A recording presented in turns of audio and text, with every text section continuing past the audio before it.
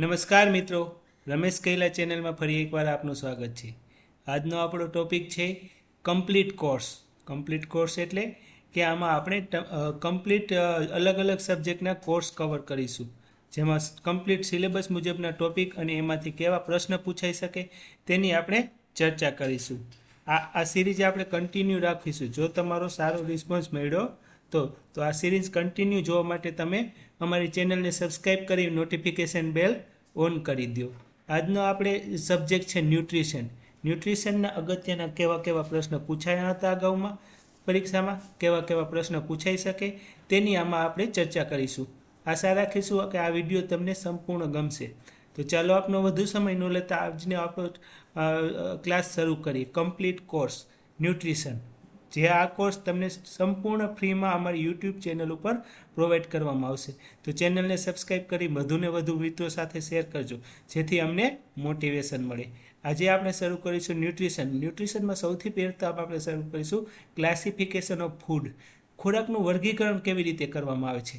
તો ખોરાકનું વર્ગીકરણ અલગ અલગ 3 રીતે કરવામાં આવે છે. એમાં પહેલું છે body building food. Body building food એટલે કે કેવા પ્રકારનું ફૂડ કે જે ખોરાક ખાવાથી શરીરમાં વૃદ્ધિ અને વિકાસ થાય.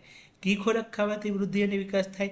તો આપણે બધાને ખબર છે કે વધુ પ્રમાણમાં પ્રોટીન લેવાથી વૃદ્ધિ અને વિકાસ સારો એવો થાય છે.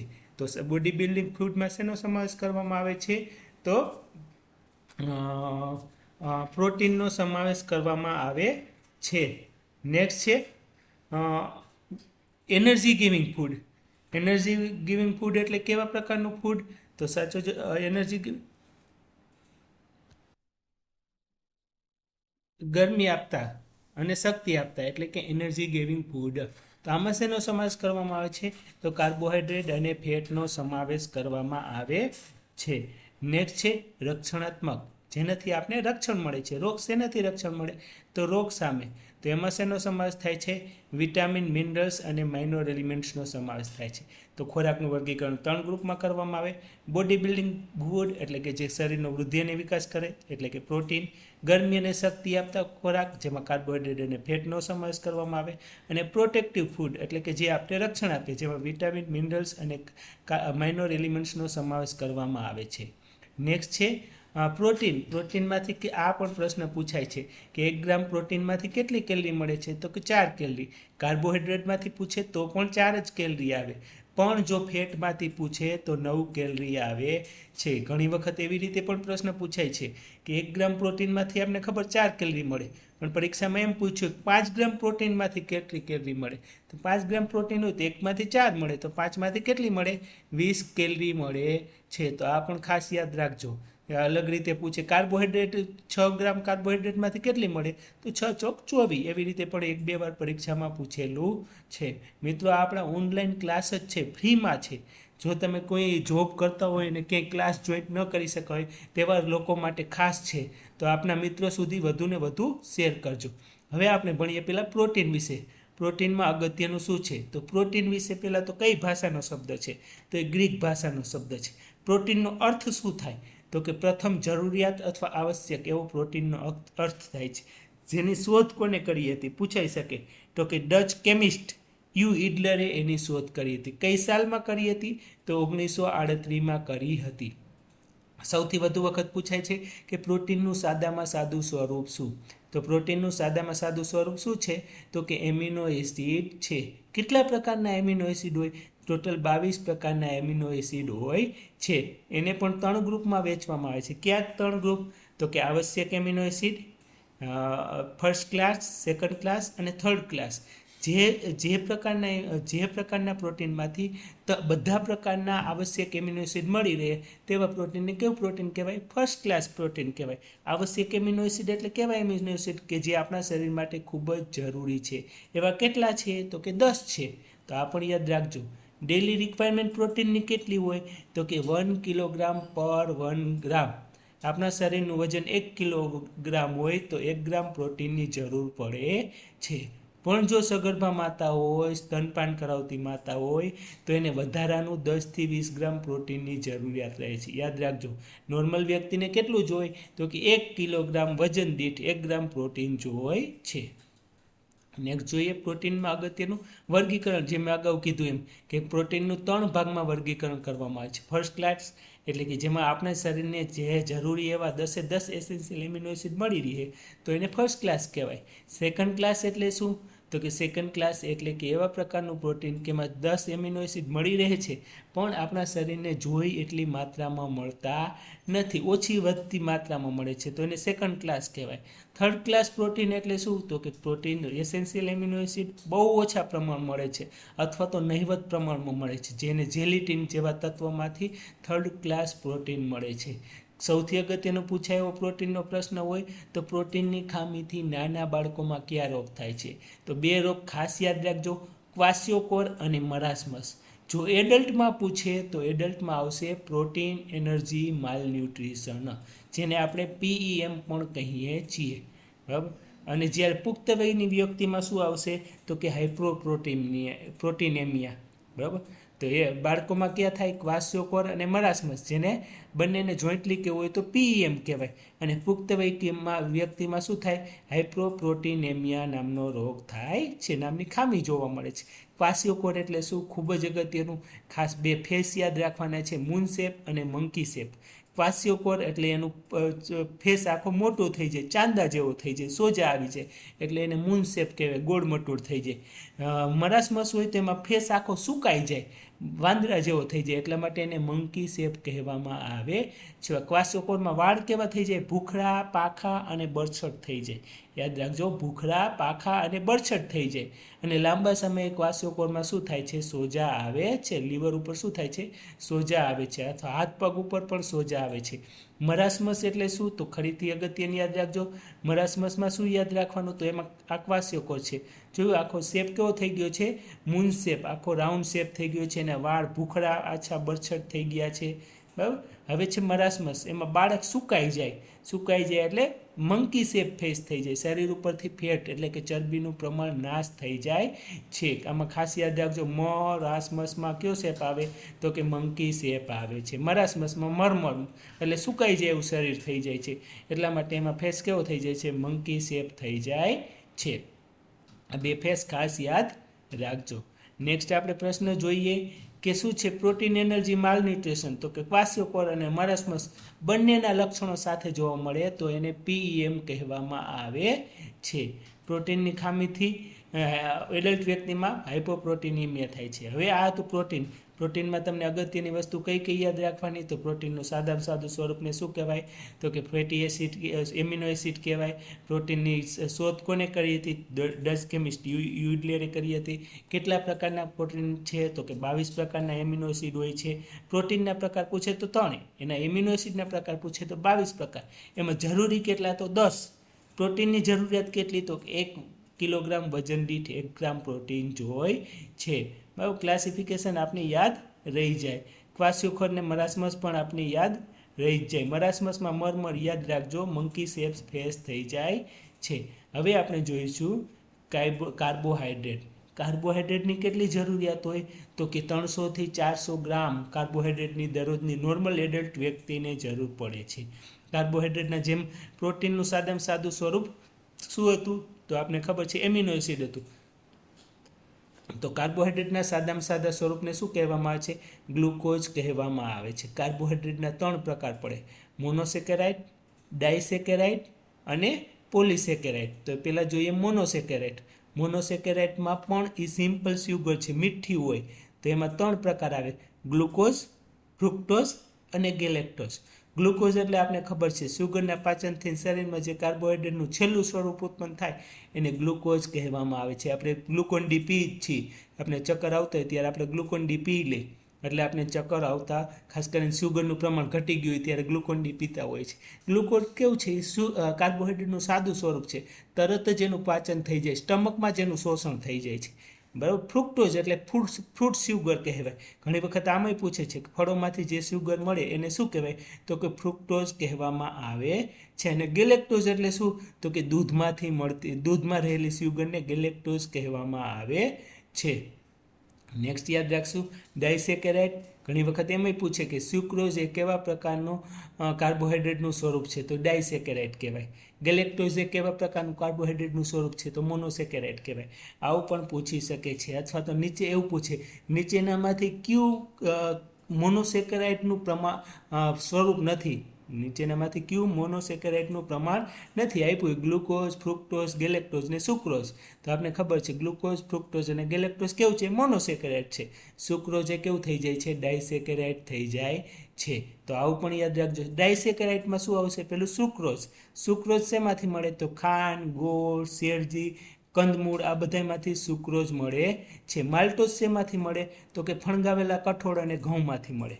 અને લેક્ટોઝ શેમાંથી મળે, આ સ્વીટ એ ઓછી છે, આંચળવાળા દૂધમાંથી મળે છે, આંચળવાળા પ્રાણીઓના દૂધમાંથી મળે છે. તો ડાયસેકેરાઇડમાં 3 વસ્તુ યાદ રાખવાની, સુક્રોઝ, માલ્ટોઝ અને લેક્ટોઝ. અને નેક્સ્ટ આવશે પોલીસેકેરાઇડ.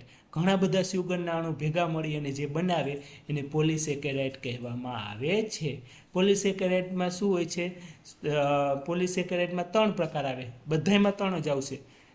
પેલામાં જોયું મોનોસેકેરાઇડમાં ગ્લુકોઝ, ફ્રુક્ટોઝ અને ગેલેક્ટોઝ. ડાયસેકેરાઇડમાં જોયું સુક્રોઝ, માલ્ટોઝ અને લેક્ટોઝ. જ્યારે પોલીસેકેરાઇડમાં આવશે સ્ટાર્ચ, સૌથી અગત્યનું સ્ટાર્ચ, જે ચોખા, કંદમૂળ, ખાંડ, ગોળ જેવા ખોરાકમાંથી મળે. ડેક્સ્ટ્રીન, જે પ્રાણીઓના લીવર એટલે કે જે નોનવેજ ખાતા હોય જે પ્રાણીઓનું લીવર ખાય એમાંથી મળે છે. અને સેલ્યુલોઝ રેસાવાળો ખોરાક એટલે કે શક્કરિયા, ખજૂર, શાકભાજી, મકાઈ અને અનાજમાંથી મળે છે. તો 3 સ્વરૂપ ખાસ યાદ રાખજો, એકાદો પ્રશ્ન આમાંથી હશે જ. કાર્બોહાઈડ્રેટના વધુ પ્રમાણથી શરીરમાં થતી અસર. કાર્બોહાઈડ્રેટ વધુ પ્રમાણ હોય તો શું થાય, આપણે ખબર છે કે આપણે વધુ પ્રમાણમાં કાર્બોહાઈડ્રેટ ખાય તો એનું ગ્લુકોઝમાં ને એમાં રૂપાંતર થઈ જાય અને શરીરમાં ચરબી રૂપે જમા થાય છે. એટલે આપણું શરીર સ્થૂળ બને છે, મેદસ્વી થાય, ઓબેસિટી, જાડા થઈ જાય છે. અને એના પરિણામે ઘણી વખત ડાયાબિટીસ જેવા રોગ પણ થાય છે. કાર્બોહાઈડ્રેટનું ઓછું પ્રમાણ લઈ તો શું થાય, તો જનરલી આપણા ભારત દેશમાં કાર્બોહાઈડ્રેટનું ઓછું પ્રમાણ બહુ ઓછું જોવા મળે છે. કારણ કે આપણા બધા જ ખોરાકમાંથી કાર્બોહાઈડ્રેટ મળે છે. એટલે કાર્બોહાઈડ્રેટની ખામી આપણા દેશમાં બહુ ઓછી જોવા મળે છે. નેક્સ્ટ છે ફેટ. આપણે પેલું જોયું પ્રોટીન, કાર્બોહાઈડ્રેટ અને ત્રીજું ફેટ છે. ફેટના સાદામાં સાદા સ્વરૂપને શું કહેવાય, તો ગ્લિસેરોલ અથવા ફેટી એસિડ કહેવામાં આવે છે. ફેટનો સાદામાં સાદું સ્વરૂપને શું કહેવાય, ફેટી એસિડ કહેવામાં આવે છે. શું ભેગા મળીને બને, તો કે ગ્લિસેરોલ અને ફેટી એસિડ ભેગા મળીને બને છે. ફેટના 2 પ્રકાર છે, સંતૃપ્ત ફેટ અને અસંતૃપ્ત ફેટ. સંતૃપ્ત ફેટ એટલે શું, તો કે જે ફેટ પાણીમાં દ્રાવ્ય હોય, સામાન્ય તાપમાને સહેલાઈથી ઓગળી જાય. આપણે ઘી હોય તો ઉનાળામાં ઓગળી જાય, તો એ સંતૃપ્ત ફેટનો પ્રકાર છે. જે ફેટ પાણીમાં ઓગળતી નથી અને ઝડપથી જામી પણ જતી નથી તેને અસંતૃપ્ત ફેટ કહેવામાં આવે છે. વેજીટેબલ ઓઇલ, તમે બજારમાંથી ઘી લઈ આવો તો એ ઝડપથી જામશે પણ નહીં અને ઝડપથી ઓગળશે પણ નહીં, કારણ કે એ કેવી ફેટ છે, અદ્રાવ્ય છે, અસંતૃપ્ત ફેટ છે. આપણું ઘરનું ઘી હશે તો એ ઝડપથી જામી જશે અને ઝડપથી ઓગળી જશે. કેમ, તો કે સંતૃપ્ત ફેટનો પ્રકાર છે. તો 2 પ્રકારના પ્રકાર આવે. રોજિંદી જરૂરિયાત, તો 40 થી 60 ગ્રામ ફેટની જરૂરિયાત રહે છે. પ્રોટીનની કેટલી હતી, 1 કિલોગ્રામે 1 ગ્રામ. કાર્બોહાઈડ્રેટની 300 થી 400 ગ્રામ. અને ફેટની કેટલી આવશે, તો કે 40 થી 60 ગ્રામ ફેટની જરૂરિયાત રહે છે. ફેટ અને રોગો. ફેટથી કયા રોગો થાય, જનરલી ફેટની ખામીથી કાંઈ રોગો થતા હોતા નથી. ખાસ કરીને શું થાય, તો કે ચામડી સુકાઈ જાય, ફેટ સોલ્યુબલ વિટામિનનું બરોબર પાચન થાય નહીં, શોષણ થાય નહીં. એટલે ફેટ સોલ્યુબલ વિટામિનની ખામી જોવા મળે. ફેટ સોલ્યુબલ વિટામિન એટલે આપણે ખબર છે ADEK, આ કેવા છે, ફેટ સોલ્યુબલ વિટામિન છે. તો એની ખામી જોવા મળે છે. નેક્સ્ટ જોઈએ વિટામિન્સ. વિટામિન્સ એટલે શું, તો વિટામિન્સમાં ખાસ યાદ રાખજો ક્લાસિફિકેશન ઓફ વિટામિન. તો વિટામિનનો આપણે 2 પ્રકારમાં ક્લાસિફિકેશન કરીએ છીએ. પહેલું ક્લાસિફિકેશન છે fat soluble vitamin. Fat soluble વિટામિનમાં ક્યાં આવશે, તો ADEK. અને બીજું આવશે વોટર સોલ્યુબલ. વોટર સોલ્યુબલમાં ક્યાં આવશે, તો કે B કોમ્પ્લેક્સ અને વિટામિન C. B કોમ્પ્લેક્સ અને ફોલિક એસિડ. B કોમ્પ્લેક્સમાં ક્યાં આવશે, B1, B2, B6 અને B12. આટલા B કોમ્પ્લેક્સમાં આવશે. તો એમાં જોઈએ, જે વિટામિન ફેટમાં ઓગળે છે એટલે કે ચરબીમાં ઓગળે છે એને ફેટ સોલ્યુબલ વિટામિન કહેવાય. જે વિટામિન પાણીમાં ઓગળે છે એને શું કહેવાય, વોટર સોલ્યુબલ વિટામિન કહેવાય. વિટામિન A, હવે એમાં જોઈએ આપણે વિટામિન એ પહેલું, તો એને બીજું નામ યાદ રાખજો, રેટાઇનોલ અથવા કેરોટીન છે. વિટામિનનું બીજું નામ શું છે? રેટાઇનોલ અથવા કેરોટીન. કેવું છે? તો કે ચરબીમાં દ્રાવ્ય છે. વનસ્પતિના કેરોટીન સ્વરૂપે હોય છે. શોધ આની હાફકિન નામના વૈજ્ઞાનિકે કરી હતી. ક્યારે કરી હતી બહુ યાદ રાખવાની જરૂર નથી, પણ એની શરીરમાં આંખના રોગ થાય એના માટે આ વિટામિન જવાબદાર હોય છે. એટલા માટે જે આપણે કહીએ છીએ કે લીલા પાંદડાવાળા શાકભાજી ખાવ તો આંખના નંબર આવે નહીં, કારણ કે લીલા પાંદડાવાળા શાકભાજીમાંથી તમને શું મળતું હોય છે? તો કે વિટામિન મળતું હોય છે, વિટામિન એ મળતું હોય છે. હવે વિટામિન એની રોજિંદી જરૂરિયાત કેટલી હોય છે? તો કે પુખ્ત વયની વ્યક્તિમાં 750 માઇક્રોગ્રામ, એટલે કે 1 ઇન્ટરનેશનલ યુનિટ, એટલે કે 0.3 માઇક્રોગ્રામ હોય છે. ગમે એમાં પૂછી શકે છે. એ 750 માઇક્રોગ્રામ અથવા 1 ઇન્ટરનેશનલ યુનિટ, એટલે કે 0.3 માઇક્રોગ્રામ હોય છે. વિટામિન એની ઉણપથી કયો રોગ થાય છે? તો કે 4 રોગ યાદ રાખવાના છે: નાઇટ બ્લાઇન્ડનેસ, ઝેરોપ્થેલ્મિયા, કેરોટોમલેસિયા અને બીટોટ સ્પોટ. નાઇટ બ્લાઇન્ડનેસ એટલે રતાંધ્રાપણું. આપણે ખબર પડી જાય, રાત્રે જોવામાં તકલીફ પડે એને શું કહેવામાં આવે છે? નાઇટ બ્લાઇન્ડનેસ કહેવામાં આવે છે. વ્યક્તિને ઝાંખા પ્રકાશમાં દેખાતું હોતું નથી.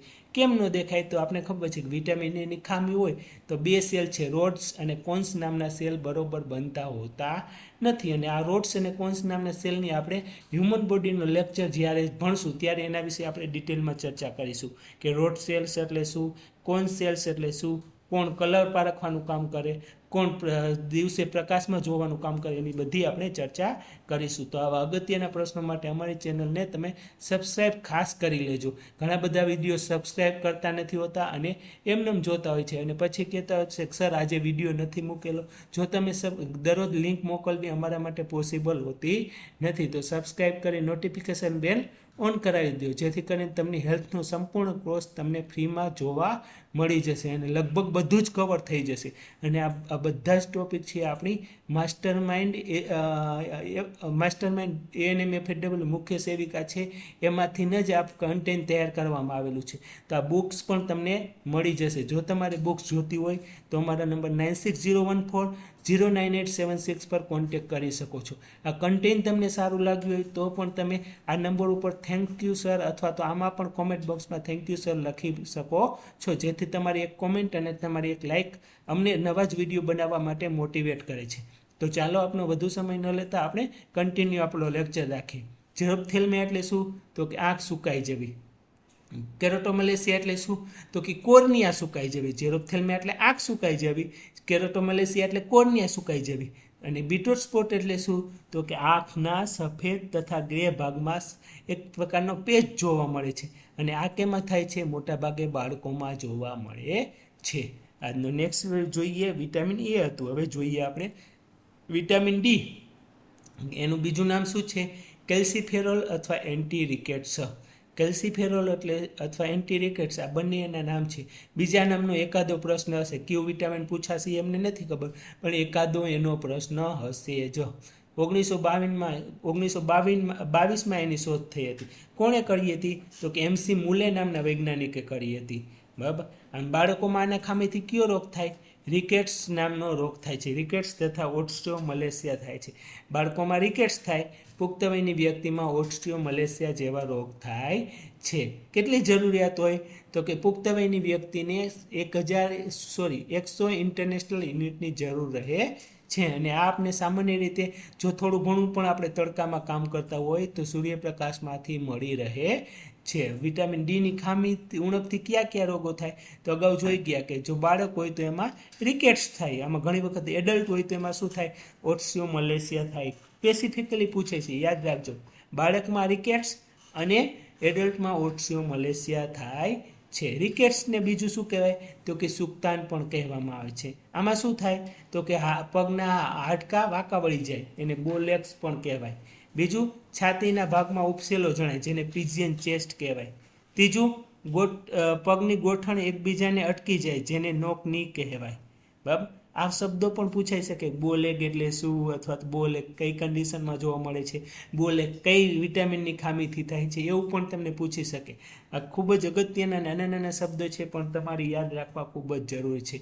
રિપ્સના ઉપરના ભાગે ગાંઠ જેવું જોવા મળે, જેને રિકેટ્સ રોઝરી કહેવાય. રિકેટ્સને કારણે થાય છે, અને એટલા માટે એને શું કહેવાય, રિકેટ્સ રોઝરી કહેવામાં આવે છે.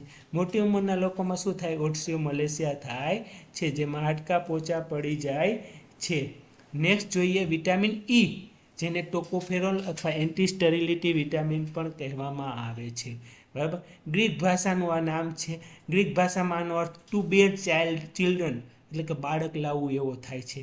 કારણ કે તે મુખ્યત્વે ગર્ભધારણ કરવા માટેનું વિટામિન ઈની ખામી હોય ને તો પ્રેગ્નન્સી રહેવામાં તકલીફ થાય છે, સ્ટરીલિટી આવે છે, વંધત્વ આવે છે, તો એબોર્શન થવાના ચાન્સીસ રહે છે. એટલા માટે વિટામિન ઈની ગોળીઓ પણ જેને પ્રેગ્નન્સી ન રહેતી તેને ડૉક્ટર દ્વારા સજેસ્ટ કરવામાં આવે છે. તો વિટામિન ઈને ટોકોફેરોલ અથવા એન્ટી સ્ટરીલિટી, સ્ટરીલિટી એટલે વંધત્વ, બાળકો ન રહેવા એવું વિટામિન પણ કહેવામાં આવે છે. વિટામિન એના કાર્ય તો ગર્ભધારણમાં, પ્રેગ્નન્સી રાખવામાં મદદ કરે, માસિક સ્ત્રાવ અનિયમિત હોય, મેન્સ્ટ્રુએશન સાયકલ અનિયમિત હોય તો એને નિયમિત કરે છે. પછી આવશે કે વિટામિન ઈની એબોર્શન થતું પણ અટકે છે. જરૂરિયાત કેટલી રહે, તો નોર્મલ જરૂરિયાત છે 1 મિલીગ્રામ દરરોજની જરૂરિયાત રહે છે. વિટામિન ઈની ઉણપથી શું થાય, મોટાભાગે સ્ટરીલિટી થાય છે.